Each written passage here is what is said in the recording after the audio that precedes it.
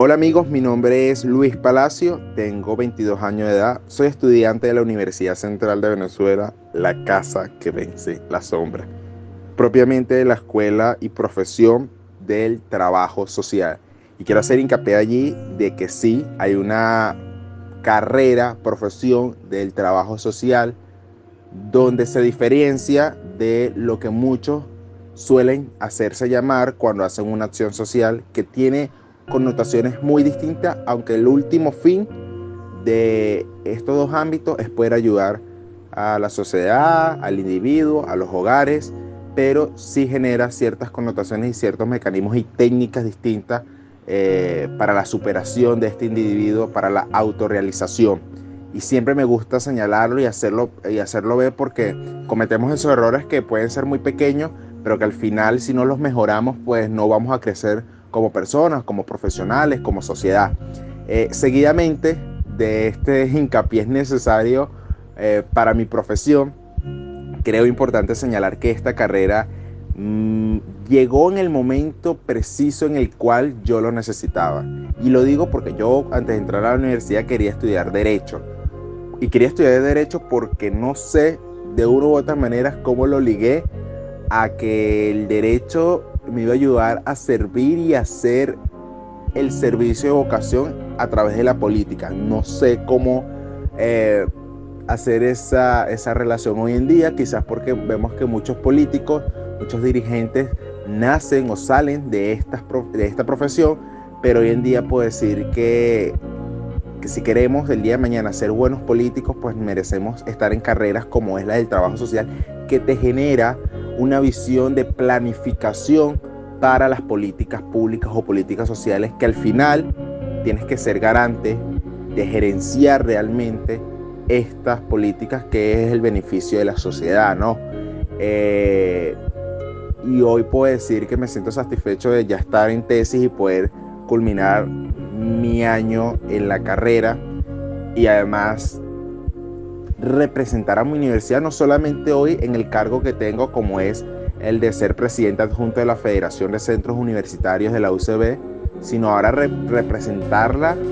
de por vida a través de una profesión que me ha dado tanto y que hemos podido levantar la voz en la medida de lo posible en las 3 universidades que existen hoy en día en Venezuela, como es el LUS, UDO, UCB, y en el colegio universitario que actualmente tiene un técnico de esta carrera.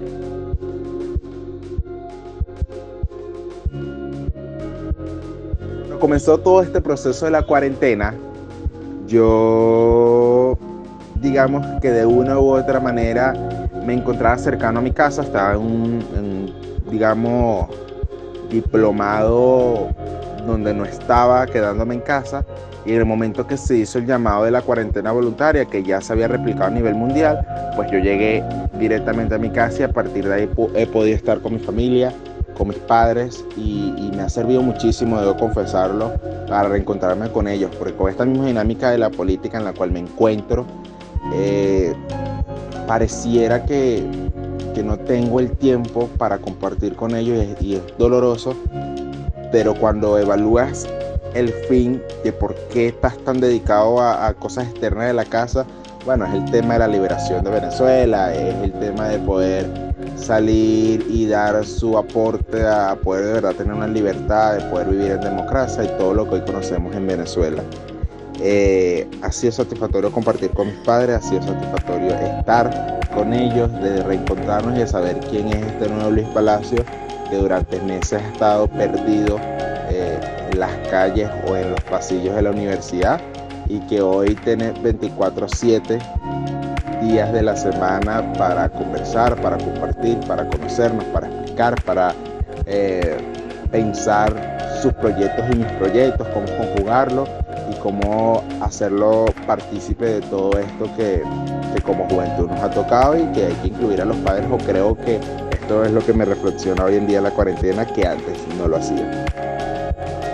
Sí, y el tema de la cuarentena y ese proceso que te genera reorganizarte, reflexionar,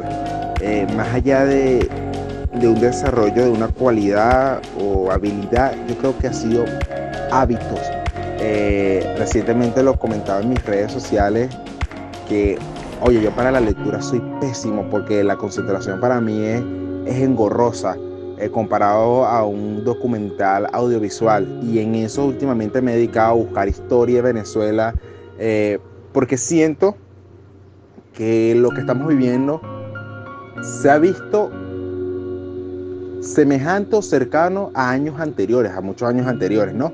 Y volver a caer en lo mismo, hay que ver qué estrategias se usaron en ese momento y cuáles podemos usar y cuáles hay que reinventarnos, cuáles hay que renovar. Y la verdad es que, por supuesto, las realidades son dinámicas y cambiantes, pero siempre hay que agarrar algo. Y yo he tenido esa falla de que por más historia que uno pueda ver en el bachillerato, propiamente en la universidad, hasta en básica, no suele ser tan práctico en el momento cuando ya estás en un escenario como el que estamos viendo en Venezuela. Y eso me ha ayudado muchísimo a entender muchas cosas. Creo que ese ha sido uno de mis mayores, no sé si llamarlo cualidad o propiamente hábito, y a su vez inclinar un poco a poder empezar a leer, que yo creo que aunque no es lo que más me gusta, me genera distracción muy rápido. Creo que cada palabra, cada coma, cada punto que pueda conseguir en una lectura, pues va a ser muy distinto a lo que pueda haber en un audiovisual. Y me va a dar otra connotación a lo que puede haber en un audiovisual. Entonces puedo decir que hoy en día estoy en esas dos dinámicas. En tener un hábito de buscar mayor información de la historia de Venezuela y poder desarrollar de una vez por todas la lectura que creo que es necesario. O sea, es algo que tengo la necesidad de ponerlo en práctica,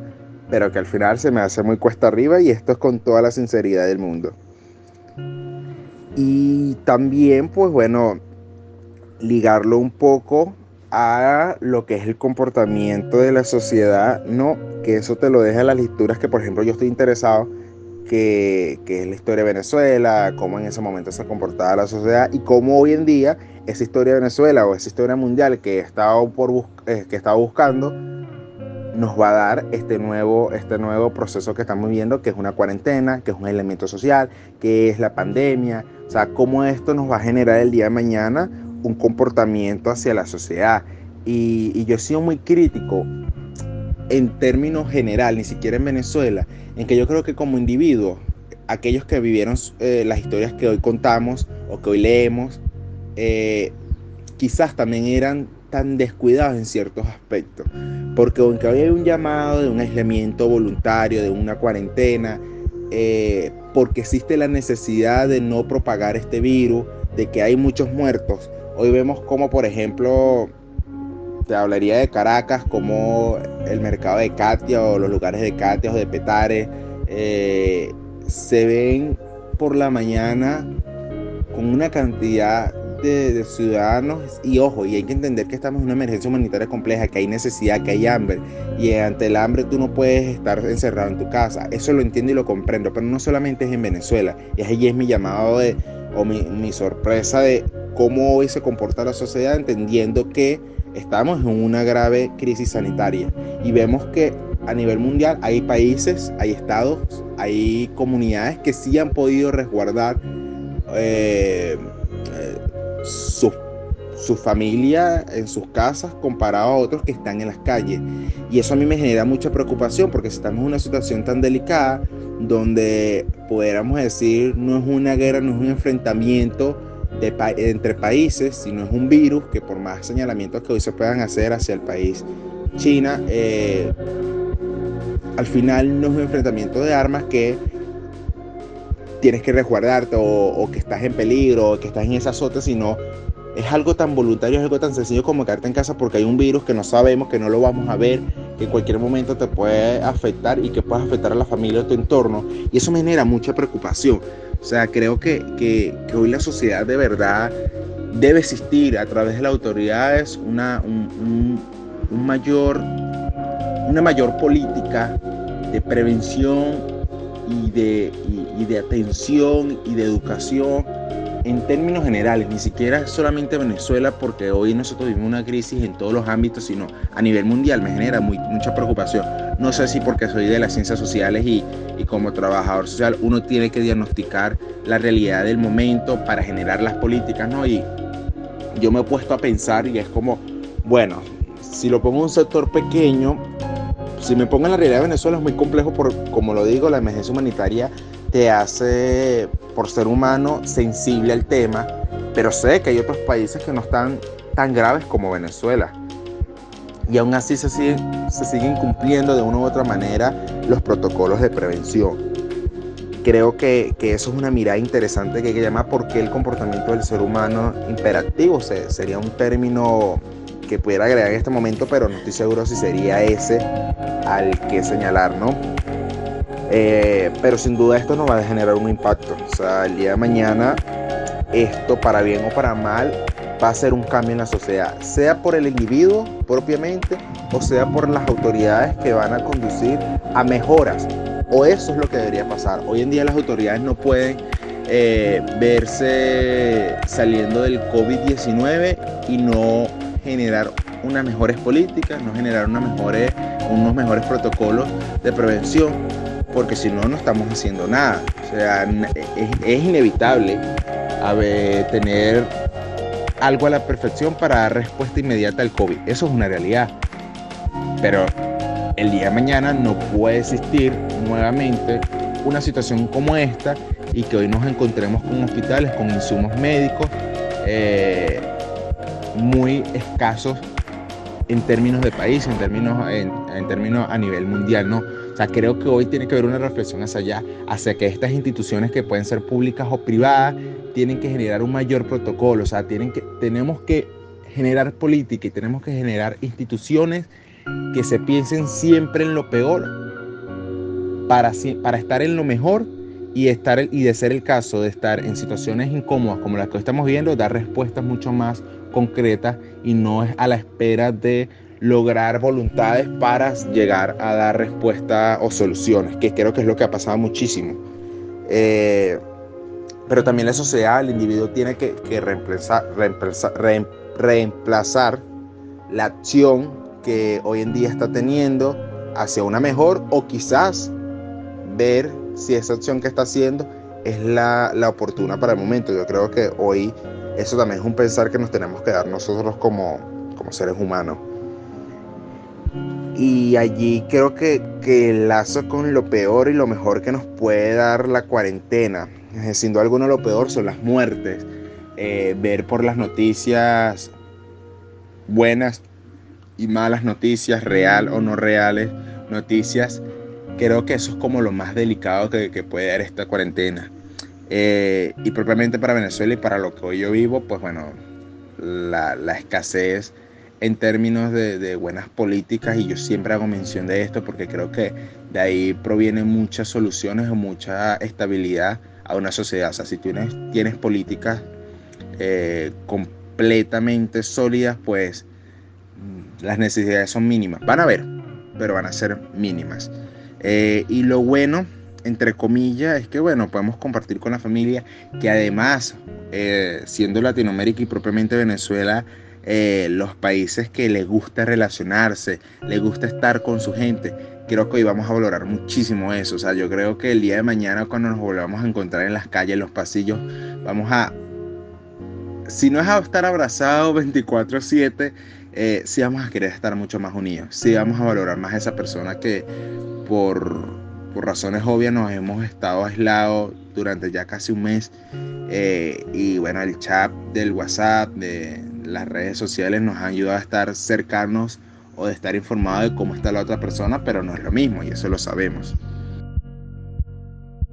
Bueno, para finalizar de esta entrevista que está sumamente original, yo creo que este momento histórico que estamos viviendo nos tiene que dar una enseñanza, ¿no? Yo no creo que esto nos lo haya mandado Dios, que nos tocaba vivirlo. Yo creo que por fallas de una u otra manera del ser humano, pues bueno,